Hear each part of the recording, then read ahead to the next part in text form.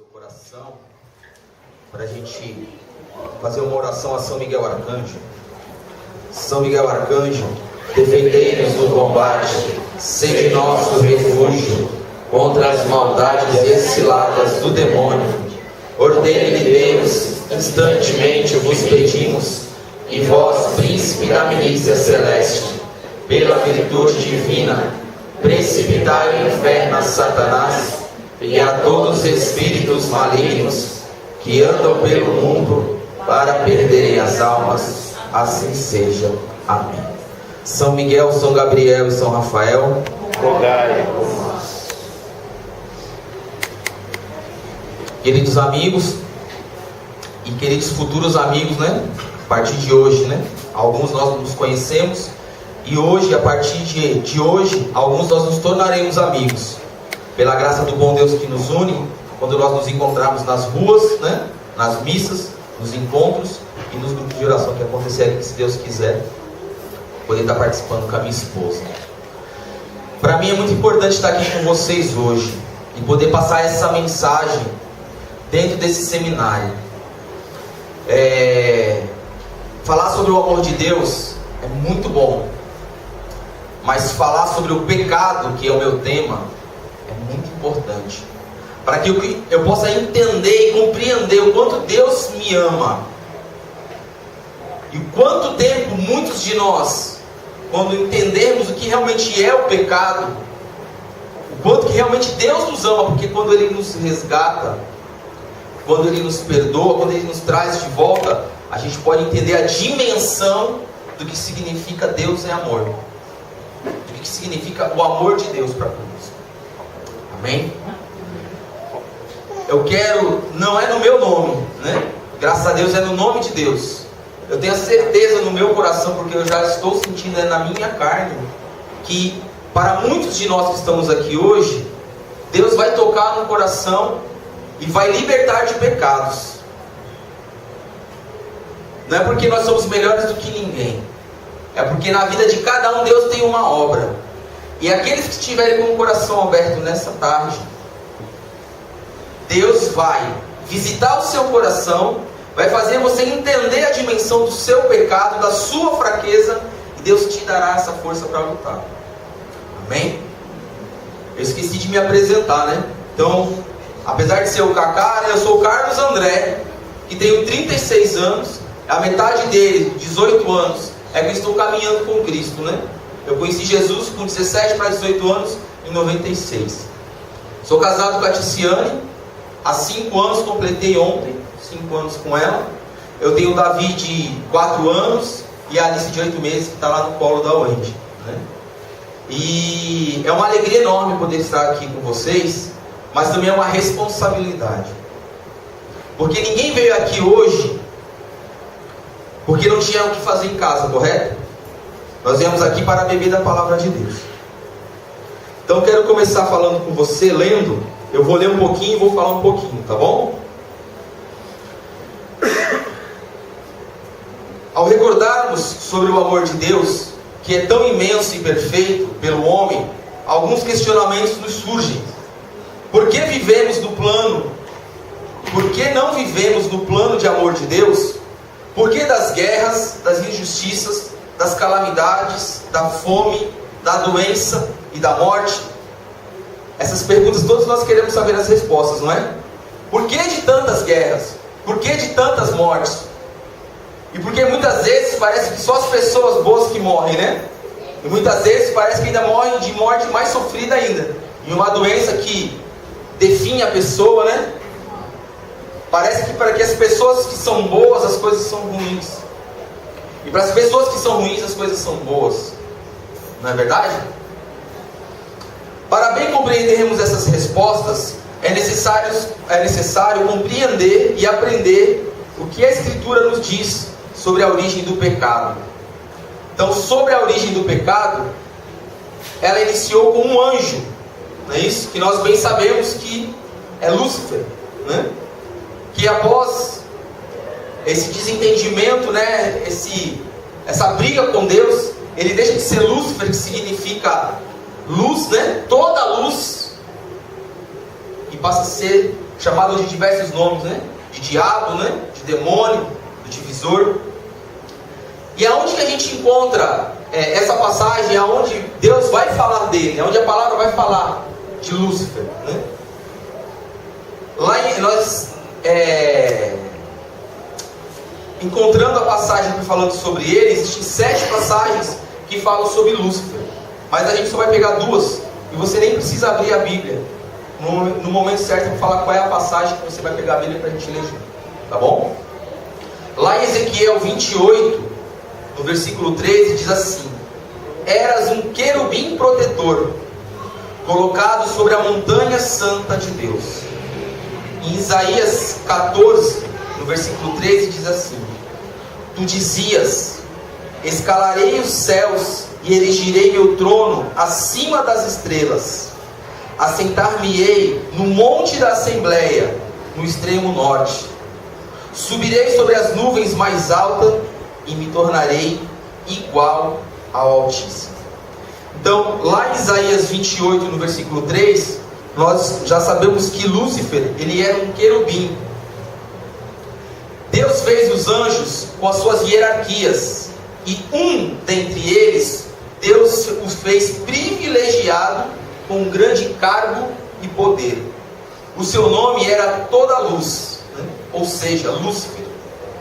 Porém, este anjo, que gozava de todo o amor de Deus, da sua companhia e confiança, nasceu um grande orgulho e ambição, chegando ao absurdo de querer ser como o próprio Senhor e Deus.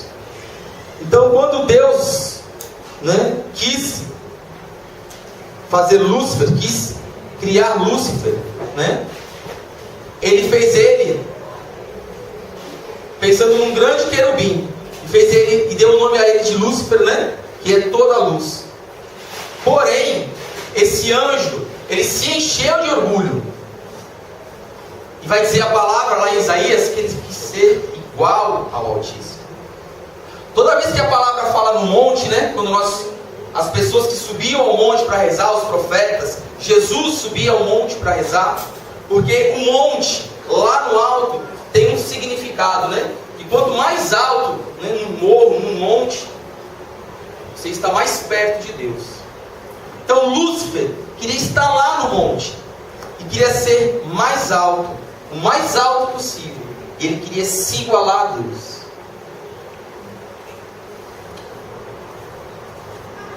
Em Ezequiel 28 vai dizer assim: fostes irrepreensível em seu proceder, desde o dia em que fostes criado, até que a iniquidade apareceu em ti, e o teu coração se inflamou de orgulho devido à tua beleza. Agora eu quero convidar você a pegar a passagem de Apocalipse 12.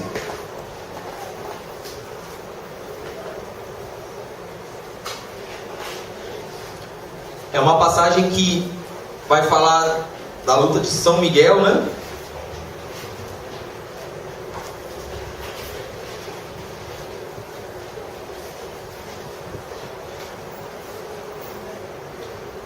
Capítulo 12, o versículo é o 7.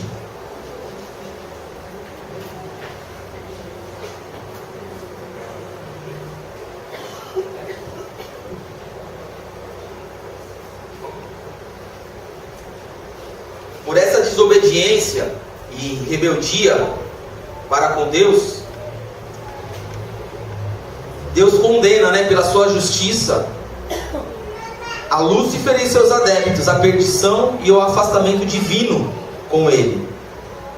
Então lá no versículo 7 diz assim: houve uma batalha no céu.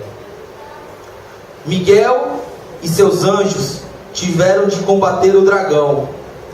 O dragão e seus anjos travaram um combate, mas não prevaleceram, e já não houve lugar no céu para eles.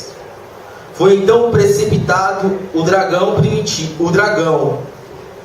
a primitiva serpente, chamado Demônio e Satanás, o sedutor do mundo inteiro.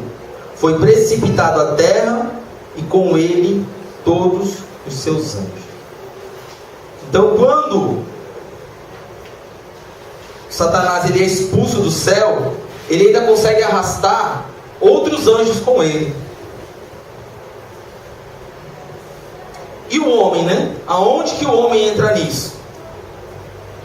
A partir do momento que Satanás ele é precipitado do céu, que ele é expulso do céu, então ele começa, ele sabendo que ele não consegue atingir Deus, né? Que ele não consegue ser igual ao Altíssimo, que ele não tem o mesmo poder do que o Deus Altíssimo, então ele passa a mirar em outras coisas.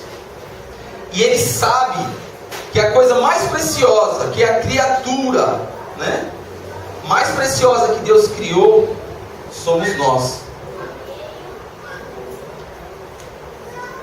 Afastado definitivamente de Deus, Lúcifer passa a ser chamado de diabo, que significa divisor. Mesmo com todo o seu ódio de condenado, o diabo não pode vingar-se diretamente de Deus. Então o que ele faz? Para ferir o coração de Deus, ele atinge as criaturas mais amadas, os seus filhos, que são a sua imagem e semelhança.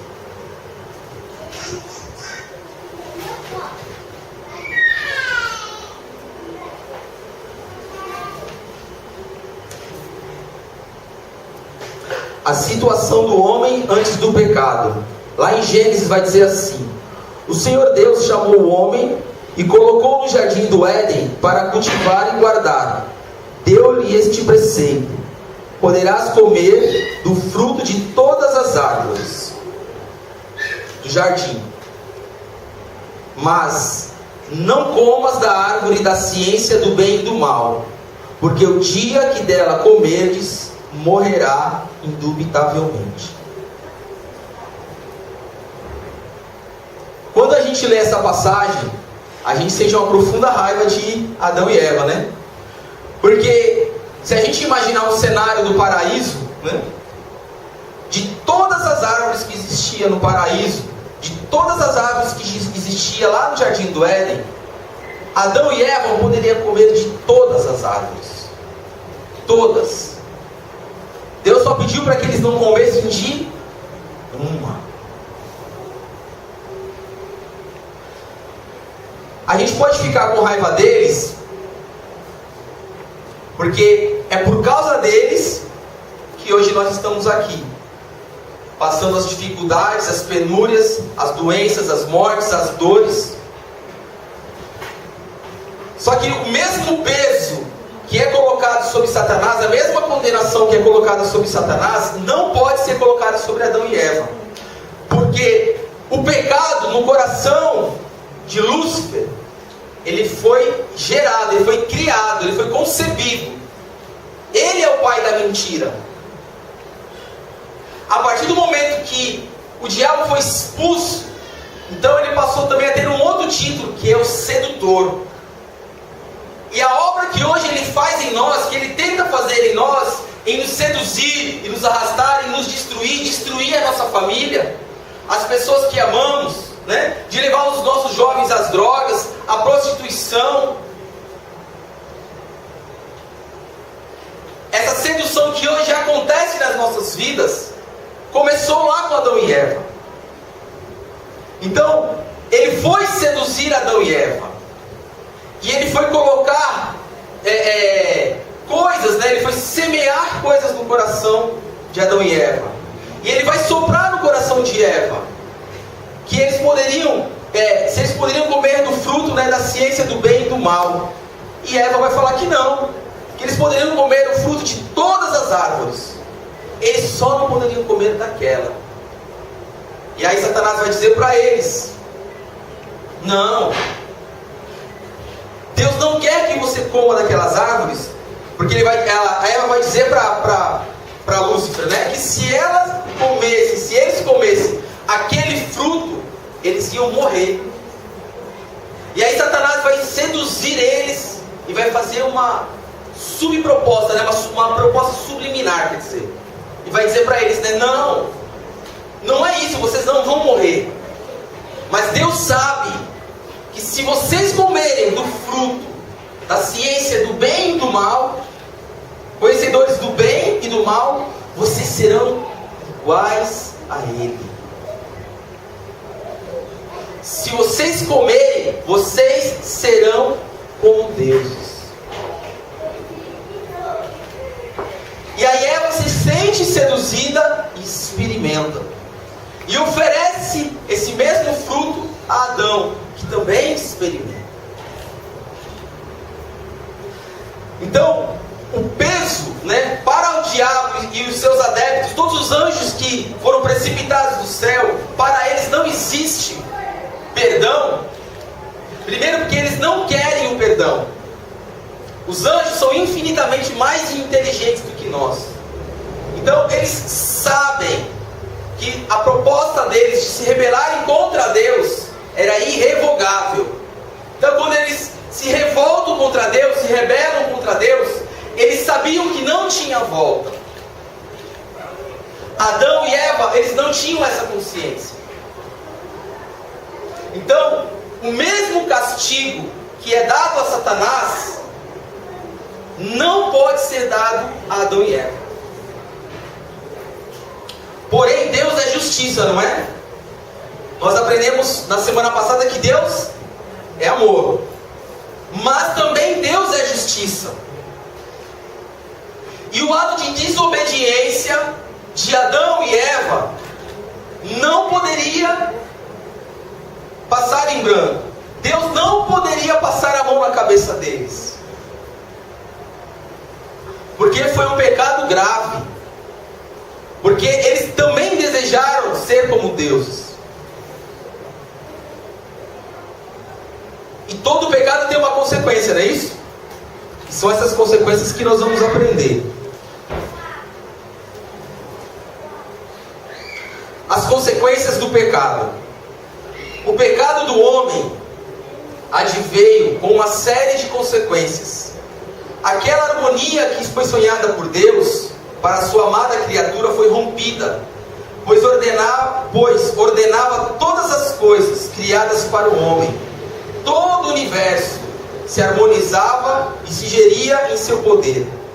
O pecado original gera uma independência e rompimento de Deus para com o homem e por sua consequência de Deus com as suas coisas criadas para o homem. Daí podemos perceber algumas desgraças naturais que o homem fica suscetível, pois não mais quis a presença e a graça de Deus, que não pode mais intervir, pois deu livre-arbítrio para o homem. Então, a partir do momento que Deus deu esse livre-arbítrio, algumas pessoas falam assim, mas por que Deus não impediu de Adão e Eva não experimentar daquele fruto? Porque se Deus não fizesse isso, se Deus fizesse isso, nós seríamos marionetes. Nós não teríamos as nossas próprias vontades, nosso livre-arbítrio. Nós não seríamos livres. E Deus não quer que nós possamos o amar pela obrigação. Ninguém aqui é obrigado a amar a Deus. Mas nós o amamos porque sabemos que Ele é amor, e o quanto que Ele nos ama. Mas ninguém aqui é obrigado. Então Deus não poderia obrigar Adão e Eva a não comer. Mas como Deus deu esse livre-arbítrio e eles pecaram, todo pecado tem a sua consequência. E as consequências que nós vamos enumerar são 7 consequências. Entrou a malícia no mundo, essa foi a primeira. A perda da verdadeira concepção de Deus. Então, o homem ele deixa de ser filho de Deus para ser criatura de Deus. Se perde a imunidade. A doença entra no mundo. Nós não temos mais a nossa sanidade, A hostilidade da natureza e o sofrimento do trabalho. Então, todas as coisas que acontecem, os terremotos, todas essas coisas, Deus não tem mais esse... Deus não tem não, Como é uma consequência, Deus nos deixa livre. Nós não estamos passando por uma crise de água, porque o homem está interferindo lá na Amazônia, não é isso? A gente assiste televisão, o homem está desmatando, as nuvens que tinham que vir para cá não vêm e caem em outros lugares. Isso é o fruto do nosso pecado. Pela ganância do homem de desmatar para ganhar o seu dinheiro, né? As suas riquezas, nós estamos pagando. O pecado é cometido lá na Amazônia. E quem mora no Sudeste sofre as consequências. A perca da imortalidade. Então, Adão e Eva, eles eram imortais. Vou fazer uma pergunta para você. Todas as vezes que um familiar seu, que uma pessoa próxima sua, um parente, um amigo, morre, nós choramos, não choramos? Alguns já devem ter passado por algum histórico de alguém bem perto que morreu ou de câncer, ou de AIDS, ou de alguma outra doença que é morosa, né? A pessoa vai morrendo aos poucos, ela vai definhando. Então você chega num consultório médico, a pessoa ela te dá para a pessoa, né? Ó, você tem 6 meses, né? Nem a minha mãe morreu quando eu tinha 5 anos de um tumor no cérebro, né? O médico disse pro meu pai, ó, a sua esposa vai morrer daqui a 6 meses. Então a minha família, ao longo desses 6 meses, né? Minha mãe morreu, aliás, deram 4 meses, minha mãe viveu 6 meses. Mas ao longo desses 6 meses que ela viveu, a minha família sabia, a Marlene vai morrer. E por mais que a minha família tenha se preparado para que a minha mãe viesse a morrer, o dia que a minha mãe morreu, foi um dia de muita tristeza, de muito choro, de muito desespero. E por que isso acontece? Não é só porque a minha mãe era muito amada, porque a pessoa, o seu parente que morreu, era muito amado. É porque por mais que nós sejamos cristãos, maduros e preparados, nós precisamos aprender uma coisa: a nossa alma, ela é imortal. E dentro de nós, no gene da nossa alma, existe, gravado, né, como se fosse na memória da nossa alma, a imortalidade. Então a nossa alma não aceita a morte. Vocês estão entendendo isso? Dentro de você, o teu espírito, a tua alma, ela não aceita a morte, porque nós não fomos criados para a morte.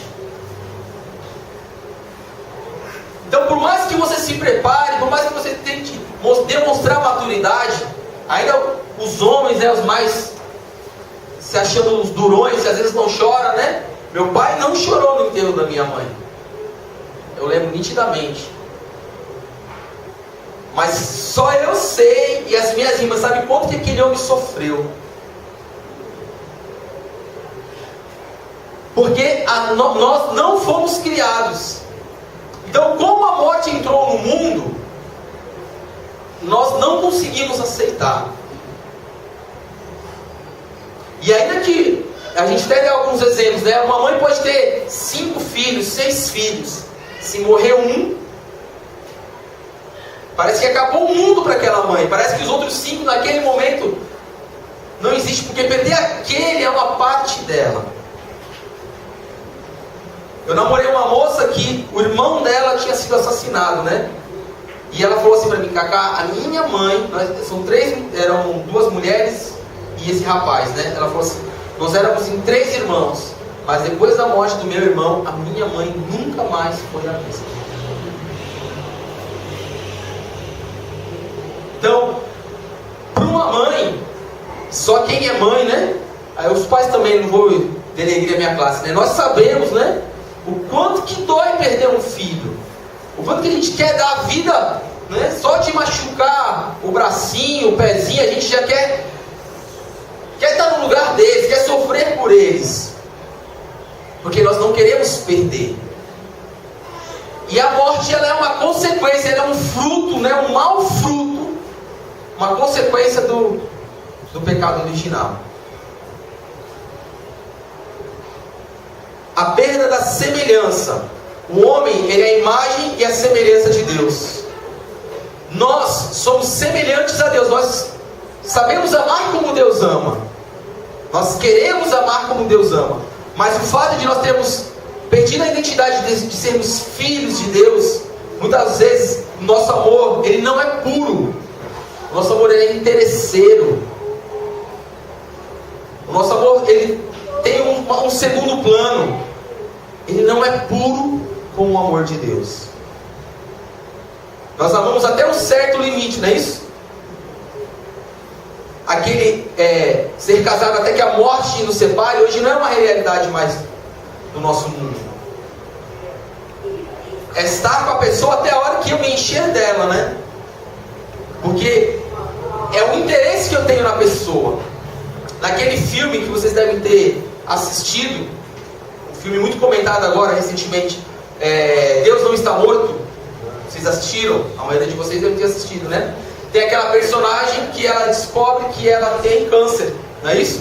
E aí ela vai se declarar, vai passar a notícia pro namorado dela, né? O tio Superboy lá, né? Era o super-homem mais novinho na outra série. E aí ela vai falar pra ele que tá com câncer, e ele vai falar pra ela: mas tu não podia falar isso amanhã? Porque ele vai falar de uma promoção dele.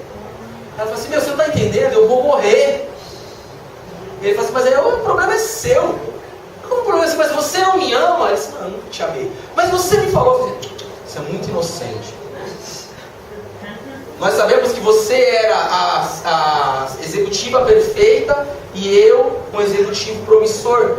Eu tinha um interesse em você e você tinha um interesse em mim. E aquilo não é uma ficção. Para muitos, você vale o que você tem. Não como para Deus você vale o que você é filho de Deus.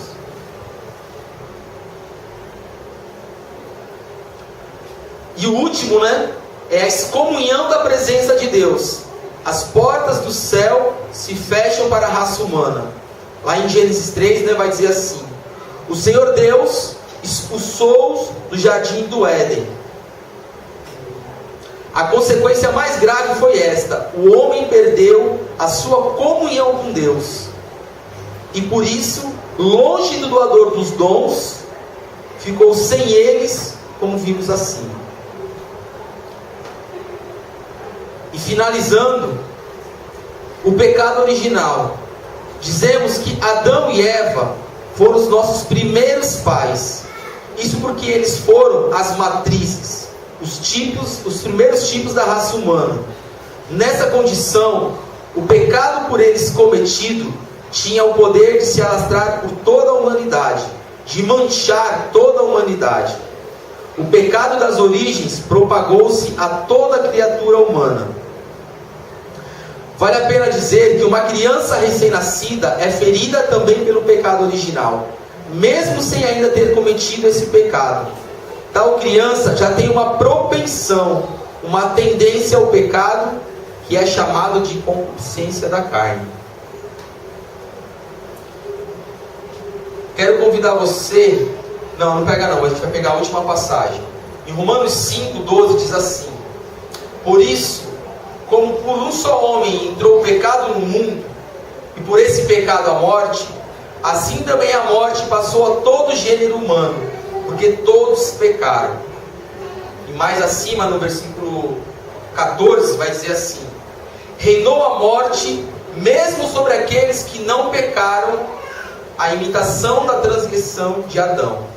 Então você pode dizer assim: Cacá, mas eu não pequei o pecado de Adão e Eva, né?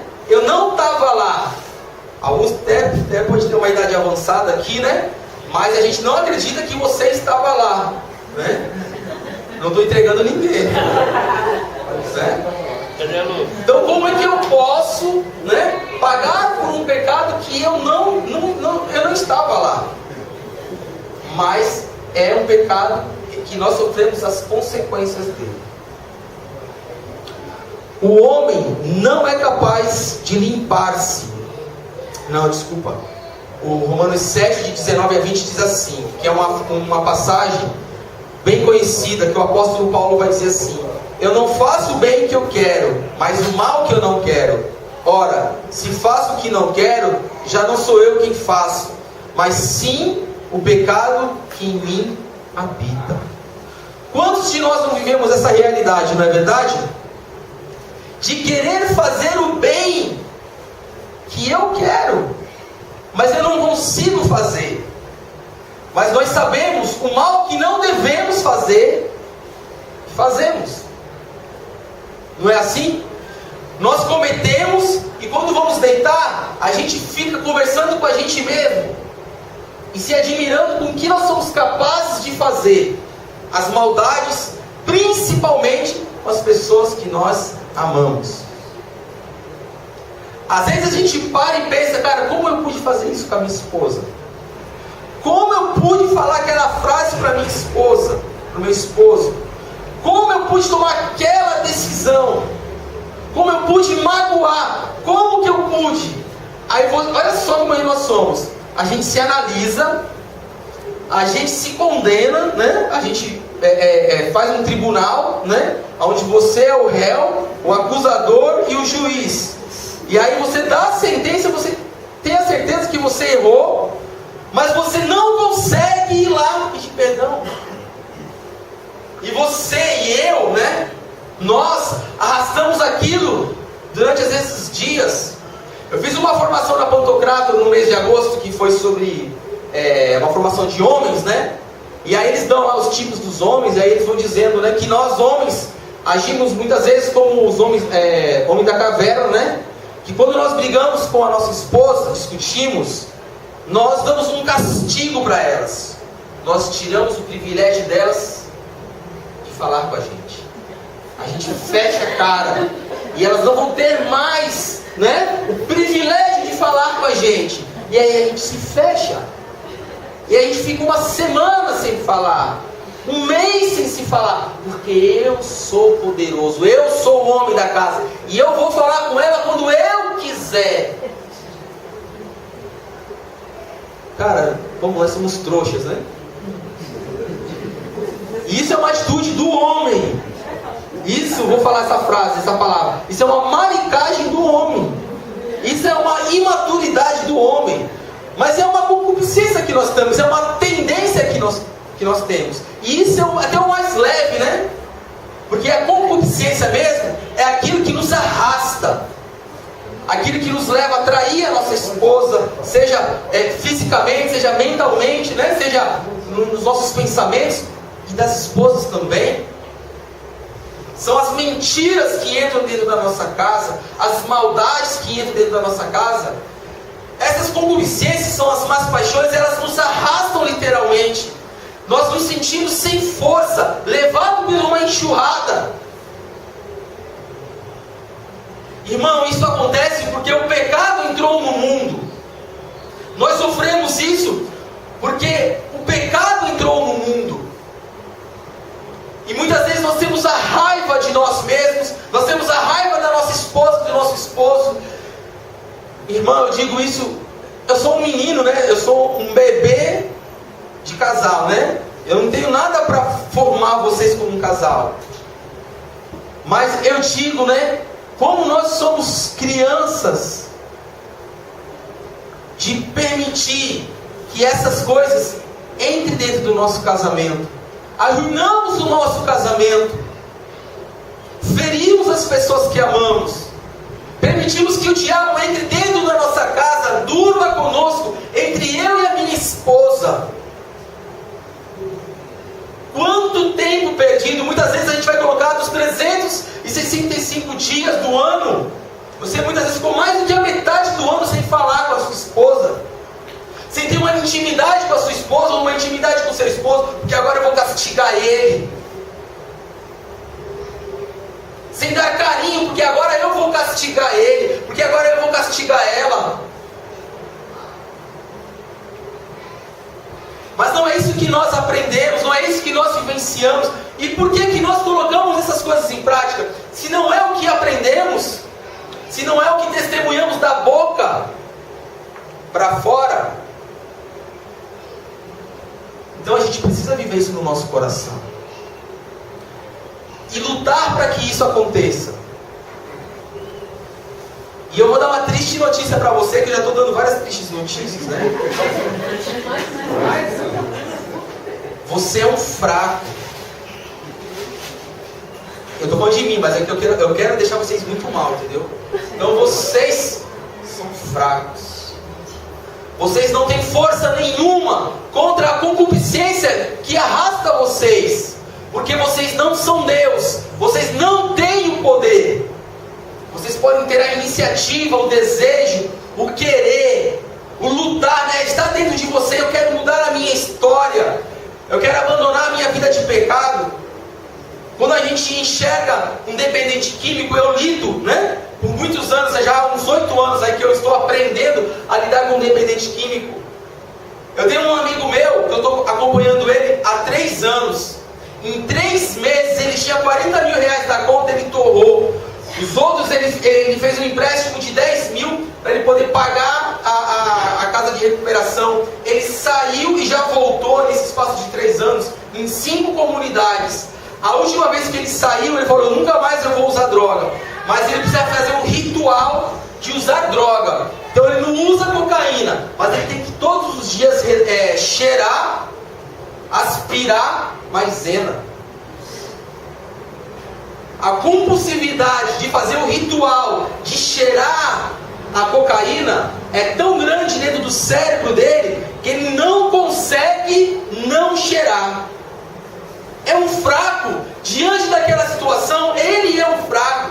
Quando a carne dele grita o desejo de cheirar a cocaína, e ele não quer cheirar aquela cocaína, ele precisa aspirar a maisena.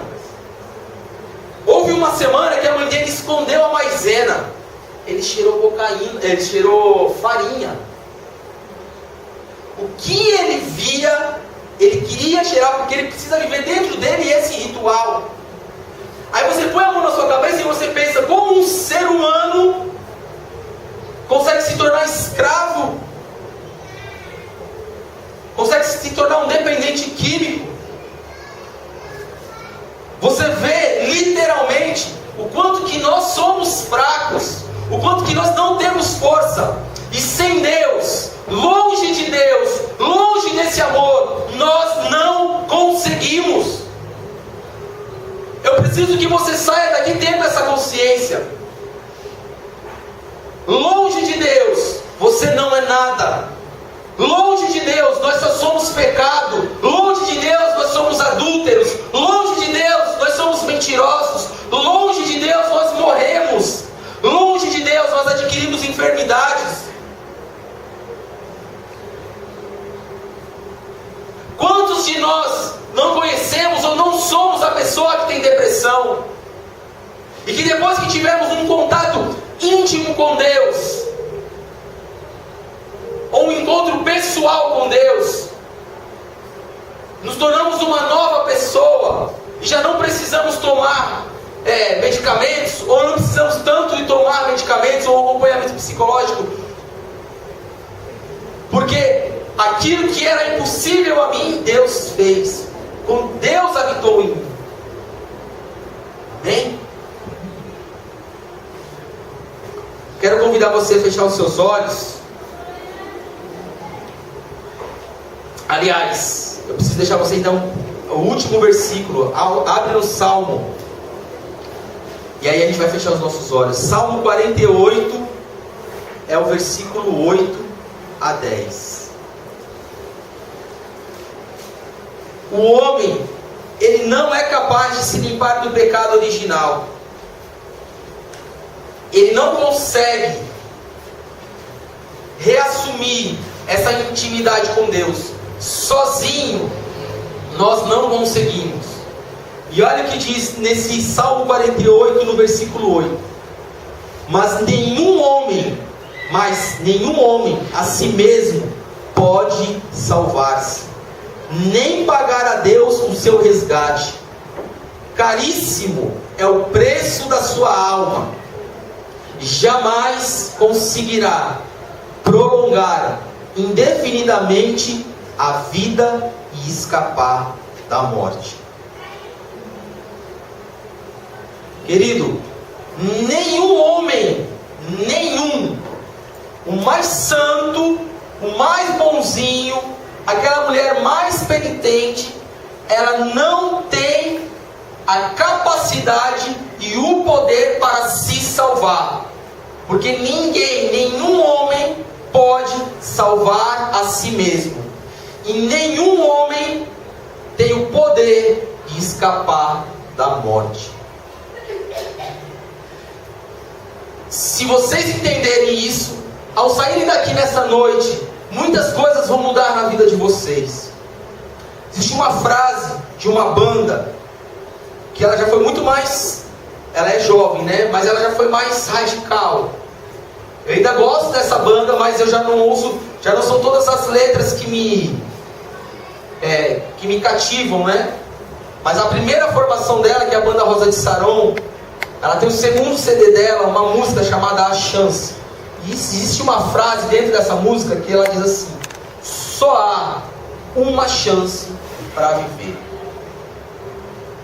Eu quero encerrar essa pregação e essa formação falando sobre o pecado, meu irmão. Que o pecado que você tem, como o pecado que eu tenho, as fraquezas que você tem, como as que eu tenho, nós só temos uma única chance nessa vida de se livrar dela. Esses dias eu briguei com a minha esposa, uma discussão, e aí a gente ficou sem se falar uns dias, foi essa semana agora. E aí eu tomei uma atitude dessa, né? De não querer falar com ela. E aí quando ela deitou na cama, eu se levantei e fui deitar no quarto do meu filho, né? Ficar lá, só de birra, né? Pra querer atingir, né? No meio da noite, me deu um aperto no meu coração. Eu falei, meu Deus, será que é infarto essa meleca? E aí eu fui para a sala. E eu não queria entrar no quarto, porque eu não queria pedir ajuda. Porque eu queria que ela sofresse. Aí se eu for falar para ela pedir ajuda, eu ia estar me humilhando. E eu não queria me humilhar. Aí olha só, cara, eu fiquei pensando depois, eu ia morrer, não ia pedir ajuda. Eu ia morrer de infarto, né? Que idiota que eu sou. Eu ia morrer, mas não ia pedir ajuda. Graças a Deus era né? Eram gases, né? E não tinha nem um lufital lá. Mas o ensinamento que quando eu olhei para aquela situação, e que dói, né? O coração dói, eu falei, meu Deus do céu, eu vou morrer. Cara, se eu morresse, olha que idiota que eu seria, que burro, que ignorante que eu seria. E pior que tem pessoas que morrem assim. A minha esposa, eu não estou expondo ela. Não é uma situação que eu estou expondo ela, mas faz parte da história e ela pode comentar. O pai dela faleceu. E quando o pai dela, um pouco antes de falecer, o pai dela saiu de casa. Se separou da mãe. E por ele ter se separado da mãe, ela parou de falar com ele. De uma forma, né? De castigar. Ele morreu. E ela traz no coração de o pai ter morrido e não ter conseguido se reconciliar com o pai. E aí a gente faz um monte de caminhada já sobre isso. Hein? Eu já fui com ela no cemitério, na campa do pai dela, a gente fazia uma oração. E eu falar, né? Eu falar assim, aqui não está seu pai. Aqui está o que sobrou do seu pai, né? Mas aqui está a foto do seu pai. Então tudo que você tem para falar para o seu pai, fala hoje, porque aqui você vai enterrar tudo que você sente dele. E ela falou, chorou, se reconciliou com o pai. Na oração, ela se reconciliou com o pai, mas ainda no coração, quando vem as lembranças, quando nós tocamos no assunto, ainda não está curado. E isso é um perdão. Isso é um perdão. Eu não estou falando de pecado, eu estou falando de perdão. Algumas pessoas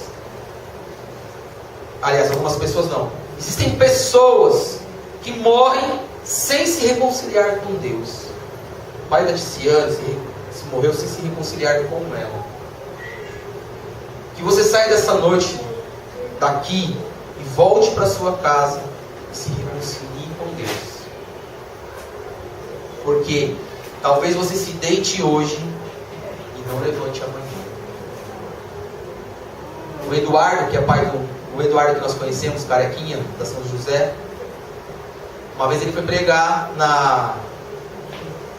em Bertioga, e no meio de uma pregação dele entrou um rapaz. Ele conta isso em muitas pregações.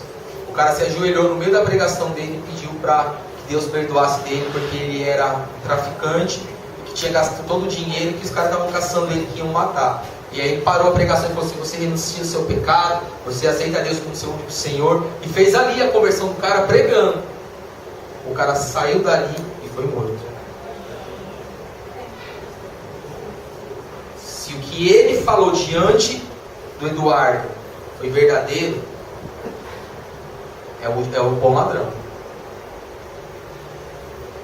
Meu primo era um traficante lá da Areia Branca. Minha tia me ligou em casa, pediu para que eu pudesse ir lá evangelizar ele. Eu falei: nunca. Eu falei: eu não vou evangelizar eles. Ela disse: não, mas ele quer. Eu falei: então eu vou. Aí eu fui lá falar com ele. Falei: ó, é Binho, né? O apelido dele na rua era Binhoca. A família era minha, era Robson. Eu falei assim: ó, Binho, vou te falar duas coisas. Você não é obrigado a me ouvir. Falou? A tia falou que você quer ouvir falar de Deus. Eu estou aqui para falar de Deus. Você quer? Se você não quer, cara, eu já vou embora para minha casa, que tem muitas coisas para fazer. Olha que ignorante que eu era. Ele falou assim: não, eu quero falar. Eu quero ouvir. Nós conversamos durante 1 hora. Ele falou assim: Cacá, todo mundo me chama de traficante, de maconheiro, mas nunca ninguém da nossa família veio e falou assim: ó, Deus é isso, Deus é aquilo, você quer mudar de vida? Nunca. Você é o primeiro. Tudo que você falou, cara, está tocando no meu coração. E eu quero muito conhecer o lugar que você frequenta. E eu quero domingo que vem estar no seu grupo de oração jovem. Eu posso ir? Falei: nossa, cara. Fui embora para casa, o cara mais feliz do mundo. De sábado para domingo, 3 horas da manhã, toco o telefone, minha tia desesperada: fuzilaram teu primo. Eu cheguei no Padre Caetano, com todas as pedras possíveis para atacar no Padre Caetano e dizer que Deus era injusto, porque não permitiu que meu primo, antes de morrer, eu conhecesse ele. Porque meu primo, eu falei para ele, porque meu primo, padre, falou que queria conhecer Deus, mas Deus não quis conhecer meu primo. Aí ele falou assim: Cacá, aprenda uma coisa, Deus é o Senhor do tempo. Se o seu primo, naquela conversa de 1 semana atrás, desejou ter um encontro pessoal com Deus, na passagem dele, na morte dele, ele teve um encontro com Deus. Se ele deu sim, Deus é o Senhor, para fazer tudo o que ele viveria lá na frente, viver naquele último segundo de vida.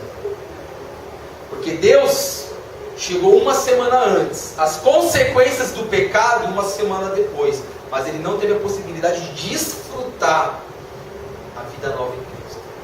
Mas se foi sinceridade do coração dele, ele teve um encontro com Deus. Então, o que eu espero que nós, com mais esse testemunho, incumbindo ele, nem estava no meu roteiro, mas incumbindo, é que muitas vezes nós falamos: Cacá, mas tem coisas que eu não tenho força, que ainda não está no tempo, eu não tenho essa força, né? É uma concupiscência, é uma paixão que me arrasta. Eu quero dizer para você: Deus, ele é o Senhor do tempo. Então, coloque o seu pecado sob a ação de Deus. Hein? Vamos fechar os nossos olhos? O pessoal da música quiser vir. Eu estourei 9 minutos, pessoal, me perdoem.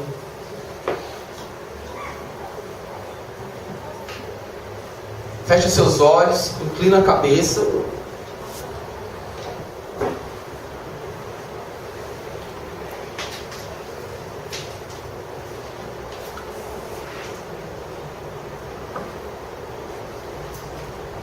E que nessa noite, Senhor, que aquele pecado, Senhor, que foi cometido lá atrás, semeado no coração de Adão e Eva, aonde Satanás, Senhor, instigou o homem a faltar a sua confiança em Deus, a não querer ser mais dependente de Deus, a querer ser como Deus.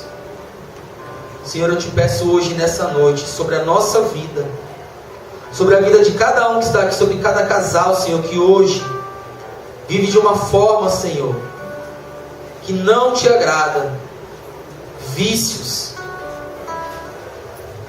as concupiscências da carne, Senhor, que nos arrastam, que nos alicia, toda malícia, Senhor, a impureza que entrou no nosso coração,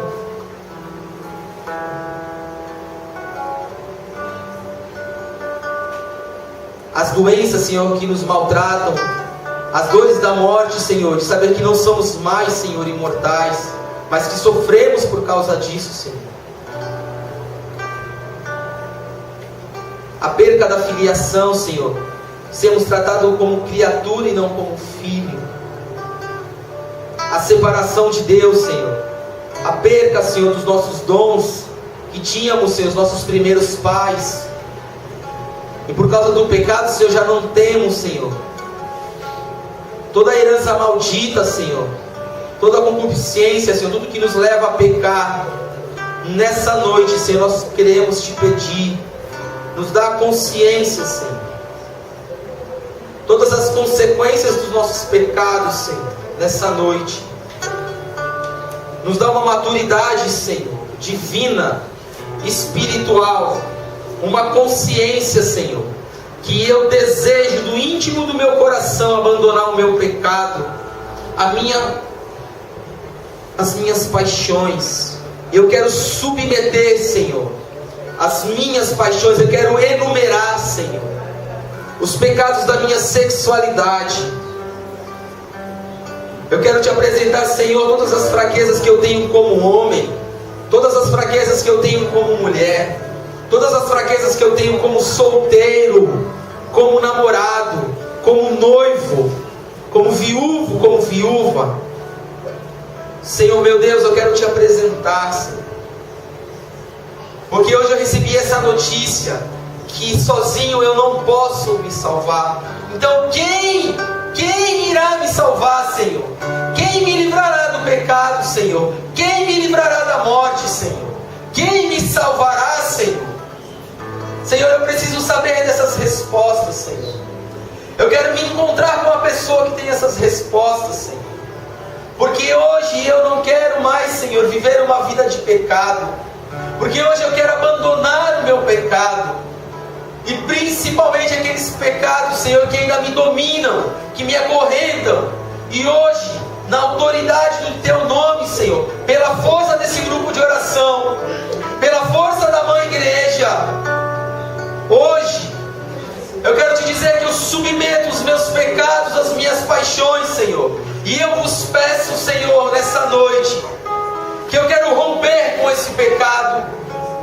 Que eu quero, Senhor, que as coisas que me acorrentam, Senhor, toda a corrente do pecado, toda a maldição herdada, Senhor, toda a hereditariedade, Senhor, seja quebrada agora pela força do Teu nome, Pai de amor. E eu quero que nessa semana, até a semana que vem, onde eu vou ter uma grande resposta da Tua palavra, uma grande resposta desse seminário, Senhor, aonde ali na semana que vem, a palestra que vai mudar a minha vida, eu quero me manter fiel até semana que vem. Eu quero te pedir, Senhor, que a Tua graça me acompanhe, que os Teus anjos me acompanhem, que São Miguel me acompanhe, porque semana que vem eu vou vir decidido a viver um novo tempo na minha vida, um novo tempo na minha família, um novo tempo no meu casamento, na minha casa, com os meus filhos, com os meus irmãos de comunidade, porque o pecado não me dominará. Eu quero crer, Senhor, nessa profecia, que o pecado não mais dominará a minha vida, porque um tempo novo, dentro dessa comunidade e dentro desse grupo de oração, vai acontecer. Essa profecia vai se realizar, porque quem conduz esse grupo de oração é maior do que o meu pecado. Aquele que anima, aquele que sopra, aquele que aquece o meu coração, a minha família, os meus dons, é maior do que o meu pecado e as minhas concupiscências. E na semana que vem, Senhor, eu terei esse contato com o sobrenatural, eu terei um contato com o divino, que é maior do que as minhas fraquezas. Muito obrigado.